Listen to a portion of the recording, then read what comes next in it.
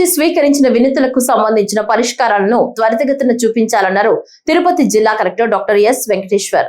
Tirupati collectorate లో ప్రజా సమస్యల పరిష్కార వేదిక కార్యక్రమంలో ప్రజల నుంచి కలెక్టర్ ఈ రోజు అర్జీలను స్వీకరించారు. అలాగే అన్ని విభాగాలకు చెందిన అధికారులు పీజీఆర్ఎస్ కు హాజరయ్యారు. రెవెన్యూ పరమైన సమస్యలు అధికంగా కలెక్టర్ దృష్టికి రావడంతో వాటిపైన ప్రత్యేక దృష్టి సారించాలని కలెక్టర్ రెవెన్యూ అధికారులకు సూచించారు.